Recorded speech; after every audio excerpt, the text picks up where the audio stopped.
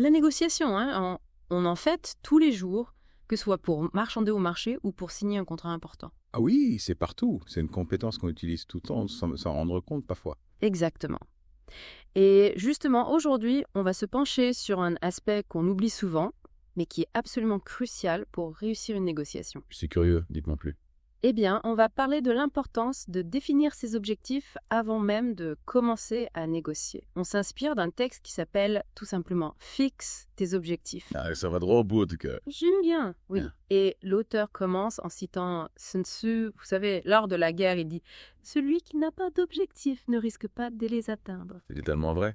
Et ça s'applique parfaitement à la négociation. Et carrément, si on ne sait même pas ce qu'on veut obtenir, comment on peut l'obtenir?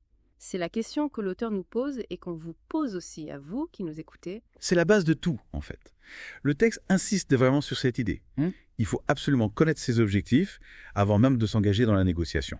Et il prend le temps de détailler ces différents types d'objectifs. Il y a bien sûr le prix, c'est souvent ce qu'on regarde en premier. Oui, le prix, c'est important, mais il ne faut pas oublier les conditions. Exactement. Les conditions de livraison, les délais de paiement, tout ça peut être aussi important que le prix, voire plus, selon la situation. Et c'est là qu'il faut se poser les bonnes questions. Qu'est-ce qui compte vraiment pour moi dans cette négociation? Qu'est-ce que je veux absolument obtenir sans lui?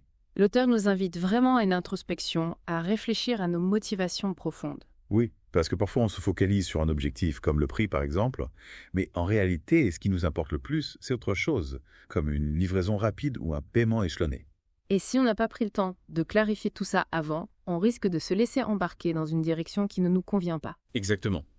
L'auteur utilise l'image du bateau sans cap, qui se laisse balloter par les vagues. Sans objectif clair, on risque de se faire mener en bateau par l'autre partie. Ah oui, j'imagine la scène, on se retrouve à accepter des choses qu'on ne voulait pas, juste parce qu'on n'avait pas défini nos limites en amont.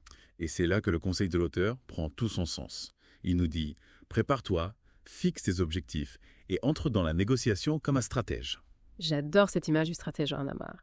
Ça nous donne une posture proactive, on n'est plus passif, on prend les choses en main. Et ce qui est intéressant, c'est que l'auteur, tout en nous donnant ses conseils, reste humble. Il dit bien que c'est son avis basé sur son expérience. Oui, il ne prétend pas avoir la science infuse, mais il partage ce qui a fonctionné pour lui. Et ça nous rappelle que chaque négociation est unique. Il n'y a pas de recette miracle. Mais le message principal est clair. La définition des objectifs est la clé de voûte d'une négociation réussie. Absolument. Comme Sun Tzu le disait si bien, si on n'a pas d'objectif, on ne peut pas les atteindre. Alors, pour vous qui nous écoutez, on vous laisse avec cette question. Quels sont vos objectifs pour votre prochaine négociation? Prenez le temps d'y réfléchir, ça vous permettra d'aborder cette négociation avec plus de confiance et de sérénité.